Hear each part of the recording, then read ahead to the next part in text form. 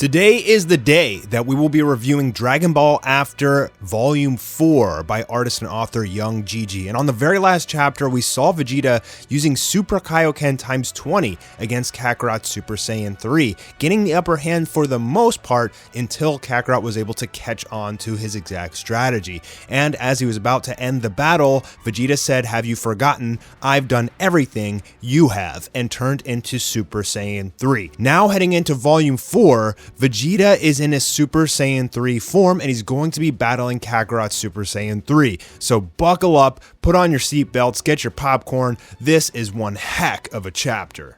Now, in his usual form, King Kai is up on his planet observing the battle and worrying. It's very funny because it's basically swapping roles with Goku and King Kai as he was fighting against Vegeta and other opponents. And basically what King Kai is saying is, you're going to burn out faster than Kakarot, you're using Super Saiyan 3 too early, and basically this battle between Vegeta and Kakarot is really a battle of stamina. Who is going to be phased out first, who's going to run out of stamina and essentially lose the battle. You should have held on with your Super Kaioken times 20 for longer, because I guess in the long term that would have been better stamina control than just Super Saiyan 3, which obviously burns through your stamina like a torch. But regardless of that fact, Kakarot is maintaining his Super Saiyan 3 without a problem. Here he's actually admiring Vegeta. But before we get into the battle between the two titans, the side characters Gohan, Goten, and Trunks are basically talking about the Dragon Balls, what's happening with Goku, why, since he got donked on the head, has he become evil, and Gohan's basically just talking about the initial Saiyan thirst for blood, that murderous intent that all Saiyans have, and this is why Goku has essentially become such a bad guy, because he was never able to overcome those feelings like Vegeta has. Now Kakarot in Super Saiyan 3 versus Vegeta in Super Saiyan 3 size each other up as the final part of the battle is about to commence. I love these shots here and these angles. You're going to just see some incredible artwork from Young Gigi. The way that he draws these characters is literal perfection, and I can't say it enough how unbelievable this guy is. Vegeta starts off the battle by raising his ki and then starts to charge up a massive energy blast. He fires that blast, but Kakarot obviously notices that. He's not going to be able to be hit by something like that, who teleports behind or flies behind Vegeta and actually ends up striking him. In the beginning of this battle, Vegeta is actually going to be losing a little bit. Obviously, Kakarot is much more familiar with the Super Saiyan 3 form, and that's going to show here as Kakarot is basically outplaying Vegeta. Now that he's not Kaioken times 20, his power has actually lowered dramatically. So it's interesting why he chose to go into Super Saiyan 3, because he actually did have the upper hand when he was Kaioken times 20, but I guess it just got to the point where Kakarot had just figured out his strategy way too much, how he was basically in Kaioken times 10 the whole time, but as he went to strike, he would move up to Kaioken times 20, basically shocking and catching Kakarot off guard.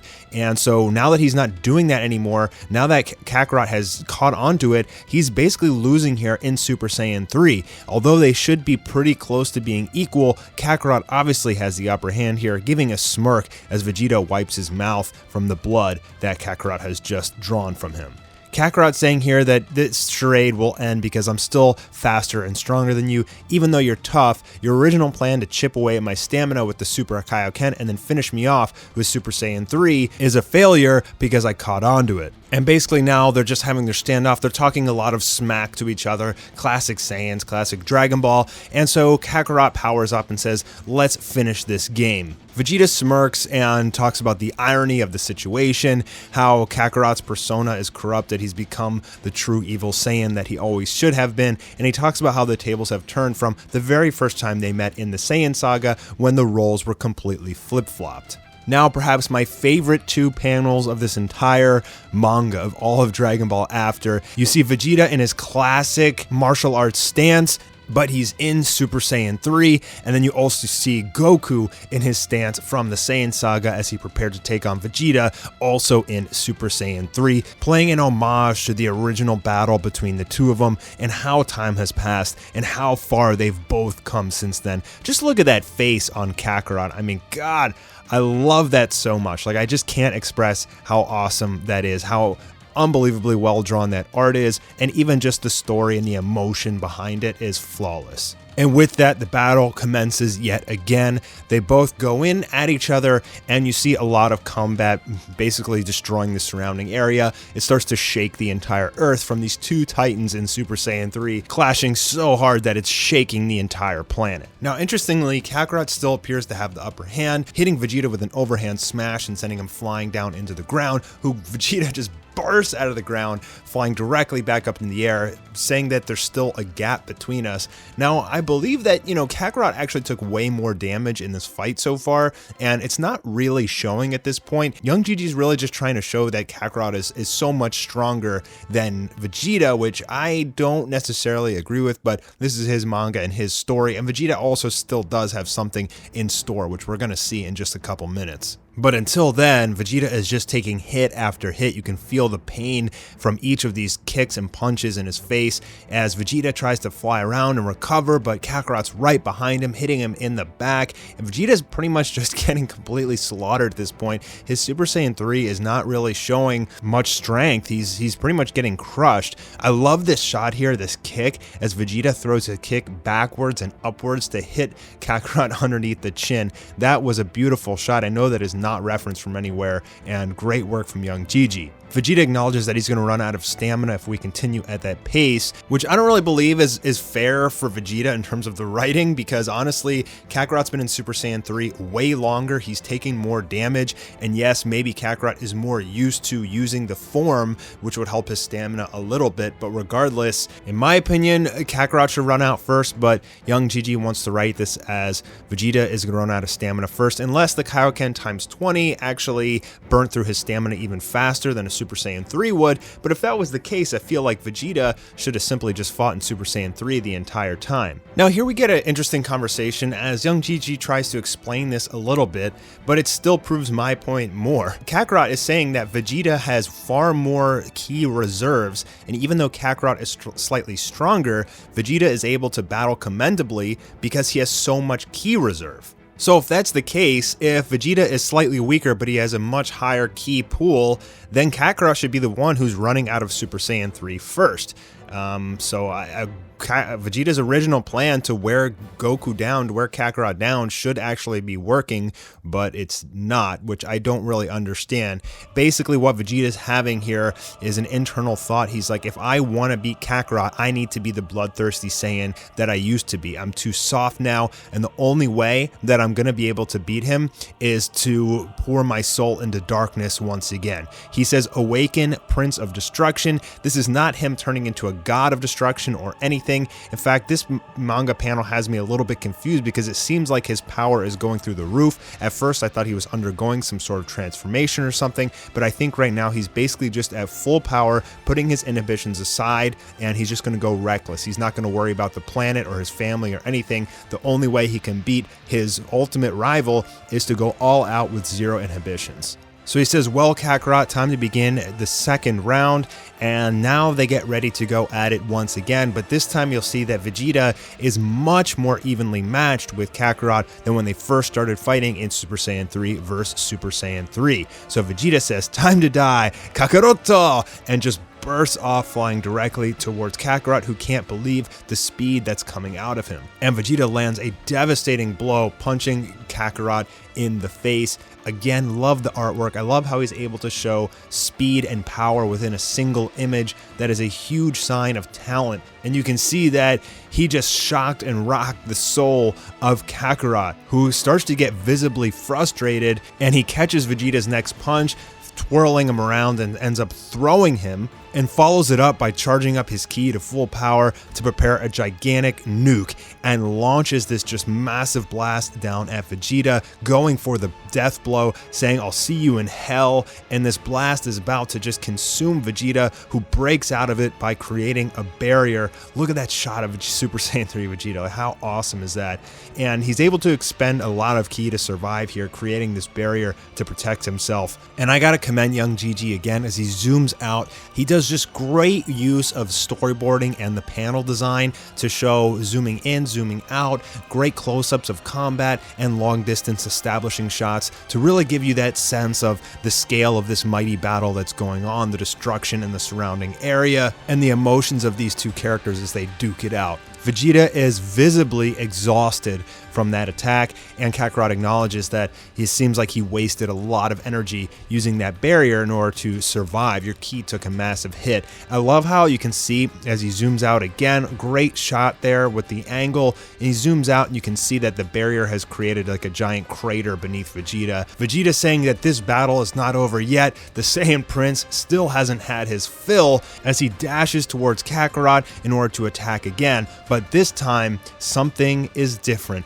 Vegeta places his fingers on his forehead and uses instant transmission, landing a devastating blow on Kakarot, who's visibly frustrated now. Vegeta is able to turn the tables by pulling out yet another trick from his bag of tricks of all of the training. So before, on previous chapters, when we were talking about all the different training Vegeta has done, King Kai's planet on Snake Way, drinking the divine water, he has done literally everything Kakarot has done throughout his entire life, including going to Yardrat. So in the previous chapter, I was talking about how Vegeta did literally everything except going to Yardrat, and I compared that to the current manga and how he has learned training on Yardrat. This fan manga was done a long time before the Dragon Ball Super manga at its current stage. So it's interesting how it's almost like the actual canon took this idea and this concept that Vegeta was going to start training in the methods that Goku did. Vegeta, now with instant transmission, instantaneous movement, is able to turn the tables, and you see just immense combat from the two of these fighters as they start teleporting around, just completely wrecking each other. The peak of the battle is beginning, but Vegeta recognizes that Kakarot is actually still holding back because he realizes that the good side of Goku is still in there somewhere. So Vegeta recognizes this, and he comes up with a plan to potentially break out that good side of Goku. He thinks that Goku, or at least Kakarot, is not going all out. He's actually holding back because he doesn't want to destroy the Earth. And so Vegeta prepares a blast so powerful that it has the capability to destroy the Earth. And Kakarot's saying, you're not going to launch that thing, you're not going to risk the Earth being destroyed. Vegeta says, watch me, calling Kakarot's bluff, and as he's getting ready to launch this thing, Kakarot has the flashbacks of basically his entire life. He's seeing his life before his eyes, he's seeing all of his friends and family and everything that he's built up throughout the years, and you can see that this is causing him visible pain as the good side of him is basically having an internal struggle with the evil Saiyan side of him. So the good side of Goku is still in there, and as Vegeta shoots this just massive earth-destroying nuke, Kakarot flies up into the sky and tells Vegeta to shoot it at him there so that it won't destroy the Earth. Exactly like when Cell charged up a earth-destroying Kamehameha versus Goku in the tournament games, and Goku flew up into the sky and then used instant transmission to basically save the Earth. The exact same thing has happened here, and with that, Vegeta says, as I predicted, you protected the Earth. But the thing is, Vegeta is just recklessly using his stamina here. It's like this guy has infinite stamina, using barriers, using earth-destroying attacks. Is this going to have a negative impact on Vegeta as the fight continues? Now, Vegeta actually says that it's a pity that Kakarot still has his protective instincts because this is essentially making him weak. The Saiyan instincts, the reckless disregard for human life is what makes Saiyans so powerful, and with Kakarot still having that instinct within him to protect the Earth, he's not really ever going to be at his full power. But Kakarot says, don't worry, that will be out of my system soon. That sentimentality in a deathmatch is a weakness. That's how Oob was done in for. Now, Kakarot's saying here that basically what Vegeta's doing is just stalling in order to regain his stamina. So long story short, they're about to go full power and finish this final duel between the two of them. Neither of them has much stamina left. They're both running out of time. There's been a lot of smack talk. There's been a lot of 200 IQ outplays in this battle between the two of them. And now they power up and go in and just start wailing at each other as they try to finish off this death match between Super Saiyan 3 Kakarot versus Super Saiyan 3 Vegeta. They exchange tons of powerful blows, each taking tons of damage, very reminiscent of the Majin Vegeta versus Goku fight. And in essence, this is what these two Saiyans have wanted for so long. This time, there's no Bobby D interference. This time, there's barely any weakness and sentimentality within each of them. They really just want to kill each other, going all out, no holds barred. And you can tell just from their facial expressions, the smiles, the blood, the sweat, the glares, these guys have never felt so alive, in the words of Vegeta. Let death come for me if it must, I'll gladly embrace it so long as I can take you with me. And with that, they both charge up to Full power Vegeta, it looks like he's using his final sacrifice explosion technique, even though he's saying final flash. I wonder if that's mistranslated, but the final panel here is of just this nuclear explosion, the quarter planet sized explosion, just destroying the entire surrounding area, and that's the end for volume 4 of Dragon Ball After.